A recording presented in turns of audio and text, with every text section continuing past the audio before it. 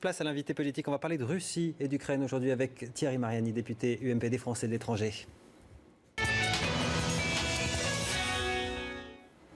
Bonsoir Monsieur Mariani. Bonsoir. Votre circonscription couvre notamment l'Ukraine et la Russie. Vous coprésidez à la fois le groupe d'amitié France-Russie à l'Assemblée et l'association pour le dialogue franco-russe. Ce dialogue, il semble au point mort. Ce soir, vous pensez que ce dîner en ce moment à l'Élysée, ça peut changer la donne ?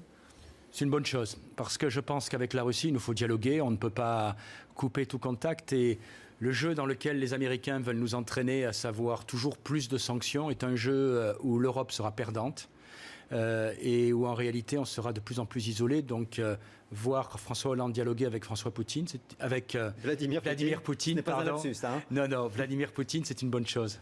Et qu'est-ce qu'ils peuvent se dire? Qu'est-ce qu'il doit lui dire? Parce que hier, finalement, les lignes ont été tracées au G7 et François Hollande les a validées. Il y aura des sanctions si Vladimir Poutine ne fait pas un pas dans ce dossier ukrainien. Je crois que Vladimir Poutine a fait un pas dans ce dossier ukrainien. Les troupes russes ont été retirées de la frontière. Il a reconnu l'élection de Porochenko.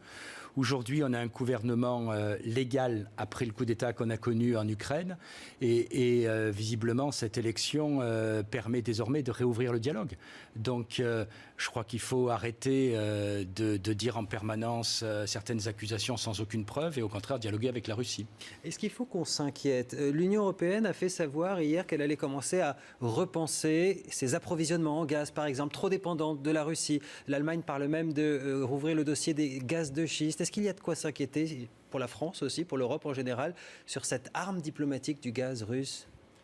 Non, parce que c'est une arme à double tranchant. Je veux dire, bien sûr que l'Europe dépend en partie du gaz russe, mais la Russie dépend aussi en partie du gaz et de ses clients.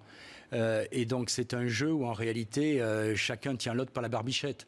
Voilà, donc il y a eu effectivement ce qui s'est passé avec l'Ukraine, mais il faut quand même le rappeler, l'Ukraine ne payait plus le gaz à son fournisseur, en l'occurrence la Russie. L'Europe, jusqu'à présent, n'a rien eu à craindre. Barack Obama trouve que la France est un peu en retrait sur ce dossier ukrainien et il l'a fait assez clairement comprendre à Bruxelles à l'occasion de ce G7. Écoutez. J'ai exprimé certaines inquiétudes et je ne pense pas être le seul quant à la poursuite d'accords de commerce et de défense avec la Russie, alors qu'elle a violé des lois internationales basiques et l'intégrité souveraine et territoriale de ses voisins. Le président Hollande comprend ma position. Je pense qu'il aurait été préférable d'appuyer sur le bouton pause. Sur la fourniture des navires Mistral, il fallait appuyer sur le bouton pause. Il faut encore appuyer sur le bouton pause? Bien sûr que non. D'abord parce que c'est un contrat qu'on doit honorer. Sinon, si on ne l'honore pas, ça coûtera une petite fortune aux contribuables français. Deuxièmement, parce que c'est aussi... je veux dire, les relations économiques avec la Russie, je le rappelle, on a 1200 entreprises françaises présentes en Russie. Alors que les États-Unis ont très peu de choses à perdre. Les États-Unis nous poussent à des sanctions, mais en réalité, c'est un jeu où on sera perdant et où, je le répète, les États-Unis ont peu de choses à perdre. On est, je crois, aujourd'hui, il faut que les Français ouvrent les yeux dans une véritable guerre économique où, même si on est les meilleurs alliés, on ne se fait aucun cadeau. Si ma mémoire est bonne, c'est quand même bien les États-Unis qui, à l'heure actuelle, sont en train d'essayer d'imposer une sanction plus de 10 milliards à une banque française. Et si je comprends bien, il faut à la fois qu'on paye des amendes aux États-Unis et qu'il faudrait qu'on coupe tout commerce avec la Russie. Ce serait suicidaire pour la France. On va en parler de cette affaire de la BNP, mais là, si je vous écoute, j'entends une sorte de cynisme au fond. Vous dites, bon, tout le monde est cynique dans cette affaire. Vous ne parlez pas du peuple ukrainien. Je crois que le plus cynique, c'est surtout Barack Obama. Je veux dire, le plus cynique dans cette affaire, c'est les États-Unis qui, chaque fois, poussent l'Europe quand c'est nécessaire à des sanctions. Écoutez, que je sache, pas un Américain, pas un Européen est prêt à donner, j'allais dire, son sang pour ce qui se passe en Ukraine. On a vu déjà ce qui s'est passé en Géorgie.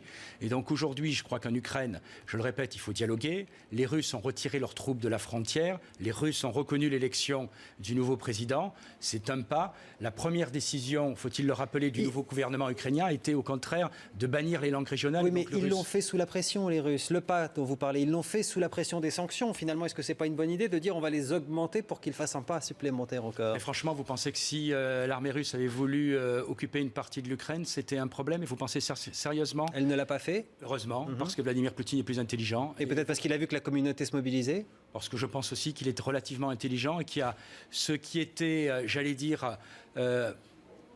acceptable, à savoir il y a quand même eu un référendum en Crimée avec une grande partie de la population d'origine russe qui veut être attachée à la Russie, puisqu'il n'est pas acceptable qu'il y ait l'intégrité du reste du territoire ukrainien.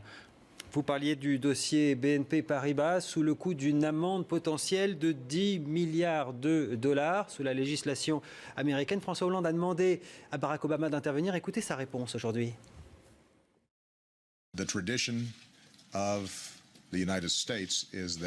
La tradition américaine veut que le président n'intervienne pas dans des poursuites judiciaires.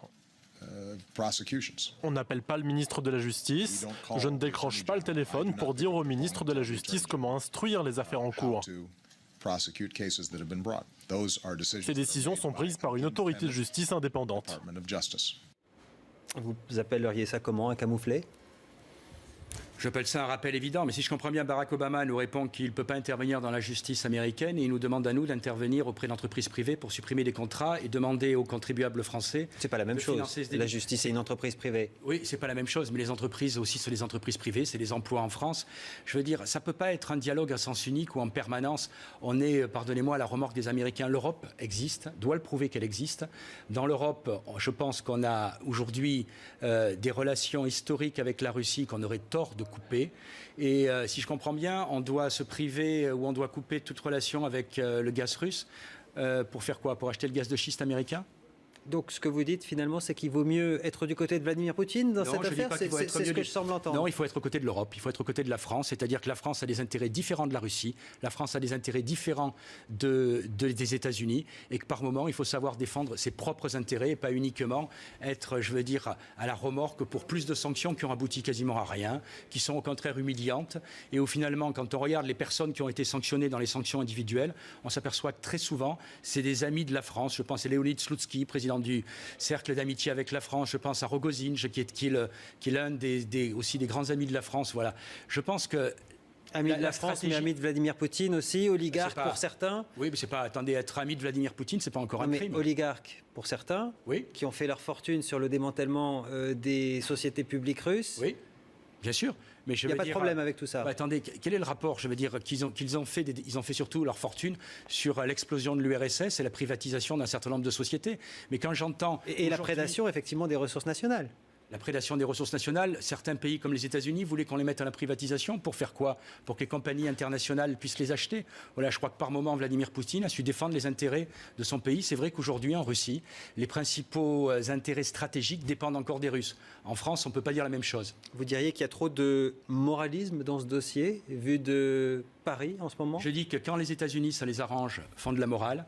Quand ça les arrange moins, eh bien, effectivement, ont une autre attitude. Merci Thierry Mariani.